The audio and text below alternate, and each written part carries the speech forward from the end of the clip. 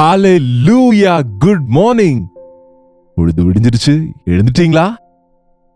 சரி, வாங்க இன்றைக்கும் ஒரு சிறிய ஜெபத்தோடு தேவனுடைய வசனத்தை அனுதின தியானத்திலே தியானிப்போம். ஜெபிப்போம். பரிசுத்தரே, எமக்கு நன்றி ஆண்டவரே. கடந்த இரவெல்லாம் எங்களுக்கு காத்து இன்னொரு புதிய நாளை தந்து எங்களை நடத்திருக்கிறீரே. இந்த நாள் முழுவதும் கிருபைக்காக நாங்கள் காத்திருக்கும்படி இந்த காலை நேரத்தில் நம்முடைய சமூகத்தினால எங்களை நிரப்புங்கப்பா. ஒவ்வொரு போராட்டத்தையும் ஜெயிப்பதற்கு, ஒவ்வொரு பிரச்சனைக்கும் தீர்வு காணும்படி, ஒவ்வொரு சோதனையும் ஜெயிக்கும்படியாக பரிசுத்த ஆவியினால் எங்கள் ஒவ்வொருவரையும் நிரப்பும்படியாக இயேசுவின் நாமத்தில் ஜெபிக்கிறோம் பிதாவே, ஆமென்.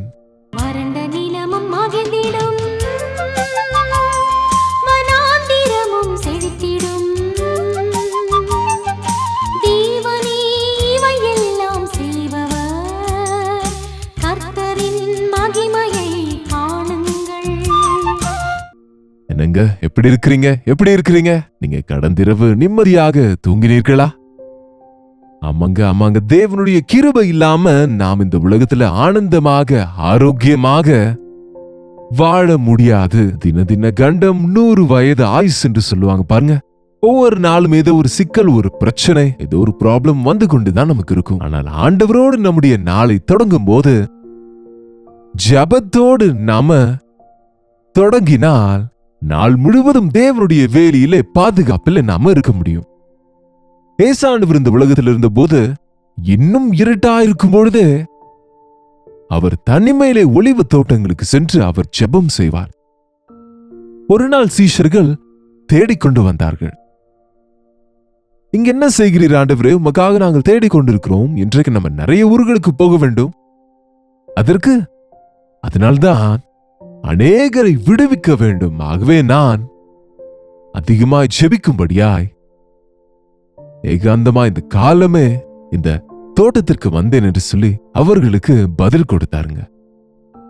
ஆமாங்க, ஒரு நாளில் நம்ம செய்ய நினைத்தால் பாருங்க, எத்தனையோ வேலைகள் இருக்கும். ஒவ்வொரு விஷயமும் வாய்க்க வேண்டும் என்று சொன்னால், ஒவ்வொரு காரியத்திலும் விடுதலை வேண்டும் என்றால், தேவனுடைய துணையோடு, தேவனுடைய வாக்குத்தத்தங்களோடு, தேவனுடைய உதவியோடு நாம முன் செல்ல வேண்டும். அதற்கு தான் ஜெபம் ரொம்ப முக்கியமானது.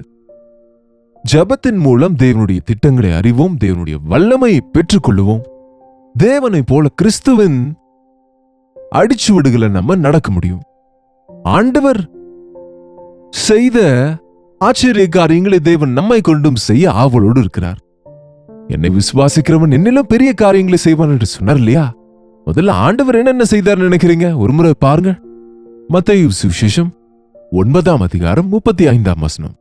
மத்தேயுவின் சுவிசேஷம் 9ஆம் அதிகாரம் 35. பின்பு இயேசு சகல பட்டணங்களையும் கிராமங்களையும் சுற்றி நடந்து ஜெப ஆலயங்களில் உபதேசித்து ராஜ்யத்தின் சுவிசேஷத்தை பிரசங்கித்து ஜனங்களுக்கு உண்டாயிருந்த சகல வியாதிகளையும் சகல நோய்களையும் நீக்கி அவர்களை சொஸ்தமாக்கினார். என்ன செய்தார் அவர்?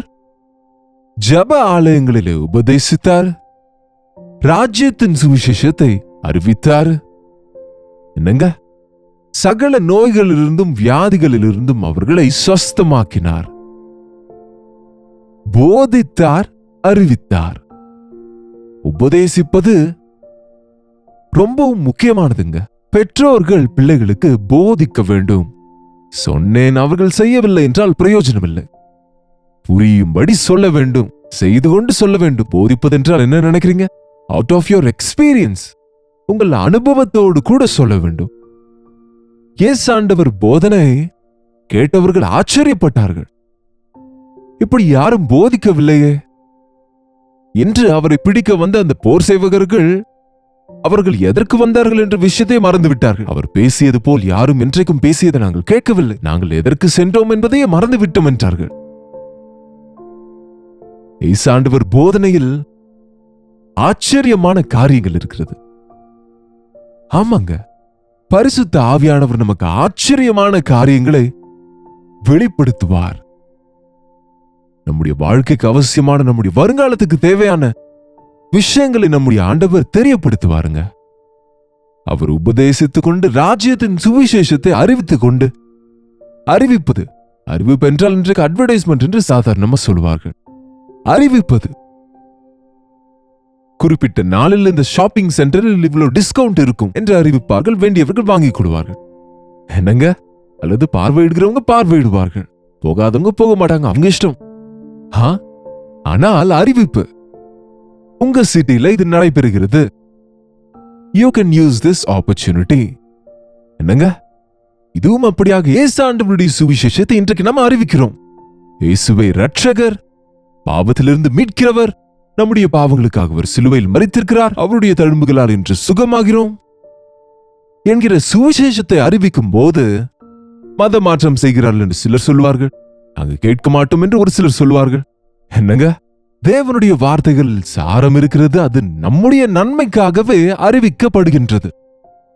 அவர்கள் கேட்டாலும் கேட்காவிட்டாலும் இஸ்ரவேலில் ஒரு தீர்க்கதரிசி இருக்கிறார் என்று அறியும்படி நான் சொன்ன வார்த்தைகளை நீ சொல்லித்தான் ஆக வேண்டும் என்றார் ஆண்டவர். இன்றைக்கும் அப்படித்தான். தேவனுடைய வார்த்தைகளை அவர்கள் கேட்டாலும் கேட்காவிட்டாலும் அவருடைய அன்பு நிறைந்த வார்த்தைகளை நாம் அன்போடு அறிவிக்க வேண்டும். இன்னும் என்ன செய்தார்? சகலவித நோய்களையும் சகல வியாதிகளையும் சொஸ்தமாக்கினார். நோய்கள் மற்றும் வியாதிகள், நோய்கள் என்றால் ரொம்ப காலம் இருக்கிற நோய்கள், தொழு நோய் என்று சொல்லுவாங்க, இந்த காச நோய் என்று சொல்வார்கள். இவைகள் உங்களை சாகவும் விடாது, வாழவும் விடாது, தொடர்ந்து கொண்டே இருக்கும். அது ஒரு சில முறை நம்முடைய நோய்கள், நம்முடைய வியாதிகள் நம்மை சோர்வடைய செய்கிறது. சில முறை வியாதிகள் என்றால் சம் கோல்டு வந்தது, வைரல் ஃபீவர் வந்தது, இவைகள் சில காலம் இருக்கும். ஆனால் அது போகும் முன்பு உங்களை ஒரு வழிப்படுத்தி விடும். என்னங்க, சில வியாதிகள், சின்ன சின்ன வியாதிகளையும் குணமாக்கினார், வெகு கால நோய்களையும் அவர் சொஸ்தமாக்கினார். அவர் வியாதியஸ்தரை குணப்படுத்தினார். அவர் ஒவ்வொரு நோயிலிருந்தும் அவர்களை சொஸ்தமாக்கினார். சகல பட்டணங்களிலும் கிராமங்களிலும் அவர் சுற்றி நடந்தார். ஆண்டவர் பட்டணவாசியா கிராமவாசியா என்றால், அவர் பெத்லகேம் கிராமத்திலே பிறந்தார் மற்றும் நாசரேத் கிராமத்திலே வளர்ந்தார். எருசலேம் பட்டணத்தை சுற்றி இருக்கிற இடங்களிலே, ஏரோது போன்ற ராஜாக்கள் இடத்திலும் கூட அவர் சென்றார், ஊழியம் செய்தார். ஆமாங்க, இயேசு ஆண்டவர் எல்லாருக்கும் ஆண்டவர். இன்றைக்கு எங்களை போன்ற சில பாஸ்டர்கள் பட்டணங்களை சுற்றியே தான் இருக்கிறார்கள். கிராமங்களில் அலைந்து ஊழியம் செய்ய இஷ்டம் இல்லாதவர்களாய் தெரிகிறார்கள். தேவனை எப்பொழுதும் நான் துதிப்பேன். என் வாழ்க்கையிலே இந்த 54-55 வருட ஊழிய வாழ்க்கையிலே நான் கவனித்து பார்த்தால், இட் வாஸ் நைஸ்லி டிவைடட். முதல் 10 வருஷங்கள் ஆழமாக பரிசுத்தமாக்கப்பட்டு அபிஷேகிக்கப்பட்டு தேவனுடைய பயிற்சியில் இருப்பதும், அதன் பிறகு 10 வருஷங்கள் மிஷனரி ஊழியத்திற்கு நீலகிரி மலைகளிலே மற்றும் வில்லேஜஸ்ல, ஈஸ்ட் வெஸ்ட் கோதாவரியில் இருக்கிற அநேக வில்லேஜஸ்க்கு சைக்கிள்ல சென்று, பைக்ஸ்ல சென்று, பஸ்ஸஸ்ல சென்று, குதிரை வண்டிகள், மாட்டு வண்டிகள், கிராமங்களுக்கு போக வேற வழி இல்ல, பஸ்ஸஸ் இல்ல. அப்போது எவ்வளவோ ஊழியம் செய்ய தேவன் தந்த கிருபை நான் எப்போது நினைவு கூறுகிறேன். அதன் பிறகு இன்னொரு 10 இயர்ஸ் கிட்டத்தட்ட அநேக பட்டணங்களிலே இந்த எழுப்புதல் கூட்டங்கள் மூலம் எவ்வளவோ பெரிய எழுப்புதல் பார்த்தோம். கிராமங்கள் இருக்கிறவங்க தான் அங்க சுற்றி இருக்கிறவர்கள் வருவார்கள். நம்ம பட்டணத்துல ஊழியம் என்கிறோம், ஆனா பட்டணத்திலும் கிராமத்தில் இருக்கிறவங்களும் சேர்ந்து பெரிய எழுப்புதலை பார்க்க முடிந்தது. அநேக ரட்சிக்கப்பட்டார்கள். குடிகாரர்களும் விபச்சாரர்களும் மாறினார்கள். அதன் பிறகு இந்த லாஸ்ட் கிட்டத்தட்ட 6.5-7 இயர்ஸ்ல இருந்து இந்த மீடியா, என்னங்க எப்பொழுதும் இருக்கிறது மீடியா, எல்லாமே இருந்தது. ஆனால் இப்பொழுது எக்ஸ்ட்ரீம்லி அதிகமாக மீடியா மூலமாக ஒவ்வொரு நாளும் தேவ செய்தி கொடுக்கும் பாக்கியத்தை தேவன் தந்தார். இதுவரைக்கும் ஆந்திர மாநிலத்தில், அதாவது ஆந்திரா தெலுங்கானா பகுதியில் செய்த ஊழியத்தை தேவன் மற்ற மாநிலங்களுக்கும் மற்ற மொழிக்காரர்களிடத்திலும் கொண்டு செல்ல வேண்டும் என்ற பாரத்தோடு மற்ற மொழிகளிலும் ஊழியம் செய்ய தேவன் கிருபை தருகிறார். ஏனென்றால் நெய்சாண்டவர் செய்தது நான் செய்ய வேண்டும், அவருடைய அடிசுவடுகளை நம்ம நடக்க வேண்டும். அவர் ஒவ்வொரு கிராமத்துக்கும் ஒவ்வொரு பட்டணத்துக்கும் கூட சென்றார். இன்றைக்கு இந்த சோசியல் மீடியா எல்லா கிராமத்துக்கும் போகுது, எல்லா பட்டணத்துக்கும் போகுது. சில கிராமங்களில் நெட்வொர்க் இல்லை, உண்மைதான், அவர்களுக்கு அந்த ப்ரொவிஷன்ஸ் இல்லை. அதனாலதான் இன்னும் கிராமங்களில் இருக்கிறவர்களுக்காக டெலிவிஷன் ப்ரோக்ராம்ஸ் இன்னும் தேவனுடைய கிருபையால கொடுத்து கொண்டு இருக்கிறோம். அது எவ்வளவோ எக்ஸ்பென்சிவ் மினிஸ்ட்ரியா இருக்கிற போதிலும் விசுவாசத்தின் மூலம் தேவன் தரும் ஒவ்வொரு வாய்ப்பையும் பயன்படுத்துகிறோம். ஏனென்றால் ஆண்டவருடைய வருகை மிக சீக்கிரத்தில் இருக்கிறது. ஆண்டவர் செய்த ஊழியத்தை நாம செய்தாலே போதுங்க. என்னை பின்பற்றி வாருங்கள், நான் உங்களை மனிதர்களை பிடிக்கிறவர்களாக செய்வேன் என்று சொன்னார். அவரை பின்பற்றி வர சொல்லும் போது அவர் இங்கே பூலோகத்தில் இருக்கிறாரா இல்லையா என்பது அல்ல, அவர் மரணத்தை ஜெயித்து எழுந்து இன்றைக்கு பரலோகத்தில் பிதாவின் வலது பாரசத்தில் உட்கார்ந்து நமக்காக வேண்டிக் கொண்டிருக்கிறார். ஆனால் அவருடைய அடிச்சோடுகளை நமக்கு விட்டு சென்றிருக்கிறார். அவர் செய்தது போல் செய்ய வேண்டும், அவர் வாழ்ந்தது போல் வாழ வேண்டும் என்று, அவரை போல அவருடைய சாட்சிகளாக இந்த உலகத்தில் வாழ வேண்டும் என்பது அவருடைய ஆசைங்க. அதற்கு தான் அவருடைய இரத்தத்தில் நம்மை சுத்திகரித்து புதிய வாழ்க்கையை நமக்கு தந்திருக்கிறார். ஆகவே நீங்க ரட்சிக்கப்பட்டவர்களானால் ஒவ்வொரு நாளும் வசனத்தை கேட்பதோடு திருப்தி அடைந்து விடாதீங்க. நீங்களும் தேவனுடைய வசனத்தின்படியாக வாழ வேண்டும். முதலில் அந்த வசனத்தை அறிவிக்க வேண்டும். ஆண்டவர் வழிகளை திறக்கும் போது நம்முடைய தனிப்பட்ட வாழ்க்கையில எத்தனையோ முறை நாம ஒரு வெறுமையான சூழலிலே ஏன் வாழ்கிறோமோ தெரியாது, என்ன செய்கிறோம் என்ன என்ற எண்ணங்கள் உங்களுக்கு வருகிறது என்றால் தேவ சித்தத்தை விட்டு வெளியிருக்கிறீங்களோ என்னமோ. தேவ சித்தத்தை அறிந்தால் உங்க வாழ்க்கையில திருப்தி இருக்குங்க, மன நிறைவு கொண்ட வாழ்க்கைகளை கொண்டிருப்பீர்கள். உன்னை கொண்டு தேவன் பெரிய காரியங்களை செய்ய வேண்டும் என்று விரும்புகிறார். அவர் எப்பொழுது மனிதர்களை பார்க்கும் போதெல்லாம் அவர்கள் மேய்ப்பன் இல்லாத ஆடுகளைப் போல சிதறி இருக்கிறார்கள் என்று அவர்கள் மீது இறங்கி அவர்களுக்கு வசனத்தை சொல்லுவார், அவர்களை சுகப்படுத்துவாருங்க, அவர்களுக்கு பரலோக விஷயங்களை சொல்லிக் கொடுப்பார். அறுப்பு எவ்வளவோ மிகுதியாயிருக்கிறது, வேலையாட்களோ கொஞ்சம்.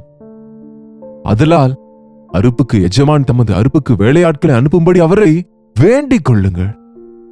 பாஸ்டர்ஸ் நிறைய இருக்கிறாங்க என்று நினைக்கிறோமே தவிர, இருக்கிறவங்க எல்லாம் ஒரே இடத்துல இருப்பதினாலே இல்லாதவர்களுக்கு ஒரு தேவ ஊழியனும் இல்லாமல், ஒரு சபையும் இல்லாமல் 200-300 கிலோமீட்டருக்குள்ள எங்களுக்கு ஒரு சபை கூட இல்லைங்க. நாங்க இங்க மிலிட்டரியில இருக்கிறோம், ஆர்மியில இருக்கிறோம், அல்லது இப்படிப்பட்ட பகுதியில் இருக்கிறோம் என்று அநேகர் எங்களுக்கு அப்படி வாட்ஸ்அப் அனுப்பும் போது ஐயோ அங்க சென்றா நல்லா இருக்குமே என்று தோணுங்க. எனக்கு இருக்கிற பொறுப்புகளால் போக முடியவில்லை. ஆனால் உங்களில் வாலிபர்களாகிய நீங்கள் ஆண்டவருடைய அழைப்புடையவர்கள், பெரிய காரியங்களை செய்ய பூமி அனைத்திற்கும் போக சொல்லி ஆண்டவர் சொல்லியிருக்கிறார். ஆகவே குறைந்தபட்சம் நம்முடைய பாரத தேசத்துல காஷ்மீர் முதல் குமரி வரை ஒவ்வொரு இடத்திலும் இயேசு ஆண்டவருடைய நாமம் ஒரு முறையாவது கேட்கப்பட வேண்டும் என்ற ஆசையோடு நாம வேலை செய்தால் ஆத்துமாக்களை ரட்சிக்க முடியுங்க. தேவனுடைய திட்டங்களை, தேவனுடைய நோக்கங்களை அறிய வேண்டும் என்றால் முழங்கால் போட்டு ஜெபிக்க வேண்டும். ஏதோ ஒரு உணர்ச்சி வந்ததென்று சொல்லி உடனே எழுந்து ஒரு பையை எடுத்துக்கொண்டு ஊழியத்திற்கு போவது அல்ல. தேவனுடைய சித்தத்திலே, தேவனுடைய நேரத்திலே நீங்க தேவனுடைய வேலை செய்யும் போது ஆசீர்வதிக்கப்படுவீங்க, அநேகருக்கு ஆசீர்வாதமாக இருப்பீர்கள்.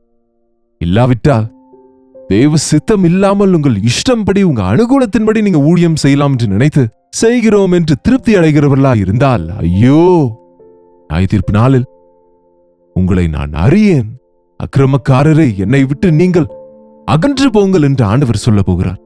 ஆகவே நாம தேவனுக்காக வாழ்வது ரொம்ப அவசியங்க. இந்த தேவ செய்தியை கேட்கிற சகோதரியே, வாலிப பிள்ளைகளே, தகப்பன்மார்களே, முதிர் வயதில படுக்கையில் இருக்கிற பெரியவர்களே, தாத்தாக்களே, பாட்டிமார்களே, ஐயோ எங்களால் எதுவும் செய்ய முடியவில்லை என்று கலங்குகிறவங்களா இருந்தா உங்களுக்கே இந்த வார்த்தைங்க. ஒவ்வொருவரும் செய்யக்கூடிய ஒன்று, அது ஜெபிப்பது, ஊக்குவிப்பது. என்ன செய்யணும்? போக முடிந்தால் போக வேண்டும், அல்லது போகிறவர்களை அனுப்ப வேண்டும்.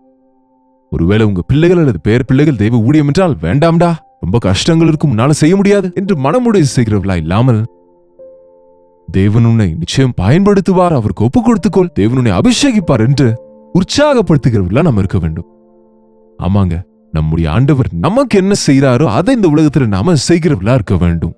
ஒரு இயேசு கிறிஸ்து அவ்வளவு ஊழியம் செய்ய முடிந்தால் இத்தனை பேர், இத்தனை தேசங்கள், இத்தனை மொழி பேசுகிற நம்மை அவர் ரத்தத்தை கொடுத்து வாங்கினார் என்றால் நாம் அவருடைய பிரதிநிதிகளா இருக்க வேண்டும் என்று, அவருடைய அன்பை பகிர்வதற்கு, அவருடைய ரட்சிப்பின் காரியத்தை அறிவிக்க, அவர் ராஜ்யத்துக்காக மனிதர்களை ஆயத்தப்படுத்துவதற்கு. நீங்க ஆயத்தமா இருக்கிறீங்களா? நீங்க தேவ செய்தியை கேட்கும் போது உங்க இருதயத்தை சுத்தமாக்கினீர்களா? உங்க பாவங்களை அறிக்கை செய்து மனம் திரும்பினீர்களா? சுத்த இருதயத்தையும் நல்மனசாட்சியும் காத்துக் கொள்கிறீர்களா? முழங்கால் போடுங்க, ஒரு சிறிய ஜெபம் செய்வோம். பரிசுத்தரே, அன்புள்ள தகப்பனே, இன்னொரு முறை உடைய பாதத்திற்கு வருகிறோம் அப்பா. ஐயா, எங்கள் வாழ்க்கையில நாங்கள் கேட்கிறவர்களா மாத்திரம் இராமல் கேட்டதின்படி நடந்து கொள்கிறவர்களா இருக்க எங்களுக்கு உதவி செய்யுங்க. நிச்சயமாய் உடைய ஊழியத்துக்கு சிலரை நீர் அழைக்கிறீரப்பா. வேலையாட்கள் குறைவு, வேலையாட்களுக்காக ஜெபிக்க சொல்லியிருக்கிறீர் அப்பா. யாரை எந்த நேரத்தில் நீர் ஏவுகிறீரோ, எங்கெங்க இருக்கிறார்களோ எந்த வாலிபன் இன்றைக்கு அவனுடைய வாழ்க்கை குறித்து சந்தேகத்தில் இருக்கிறானோ, இன்றைக்கு உம்முடைய மெல்லிய சத்தத்தை அவர்கள் கேட்க உம்முடைய அழைப்பின் நிமித்தம் உம்முடைய அழைப்புக்கு கீழ்ப்படிந்து ஒப்பு கொடுத்து உம்முடைய கருத்துல பயன்பட உதவி செய்யும்படி இயேசு கிறிஸ்துவின் நாமத்தில் ஜெபிக்கிறோம் பிதாவே, ஆமென். நம்முடைய பிதாவாகிய தேவனுடைய அன்பும் குமாரனாகிய இயேசு கிறிஸ்துவின் கிருபையும் பரிசுத்த ஆவியானவருடைய அந்யோன்யமும் ஐக்கியமும் கூடி வந்திருக்கிற நம் அனைவருக்கும் இப்பொழுதும் சதா காலமும் துணையா இருப்பதாக, ஆமென். தேவனுக்கு ஸ்தோத்திரம். உங்களுடைய ஜெப விண்ணப்பங்களை பாரங்களை எங்களுக்கு நீங்க தெரியப்படுத்த விரும்பினால் 8939801234க்கு ஒரு டெக்ஸ்ட் அல்லது வாய்ஸ் மெசேஜ் மூலம் வாட்ஸ்அப் அனுப்புங்க. உங்களுக்காக நாங்க ஜெபிக்கிறோம், நீங்களும் ஜெபிங்க. தேவன் நிச்சயமாக அற்புதங்களை செய்வாருங்க. கர்த்தருக்கு சித்தமானால் நாளைக்கு இதே நேரத்தில் அனுதின தியானத்தில் உங்களை சந்திக்கிறேன். அதுவரை கர்த்தருடைய கிருபை உங்களுக்கு துணையாக இருப்பதாக.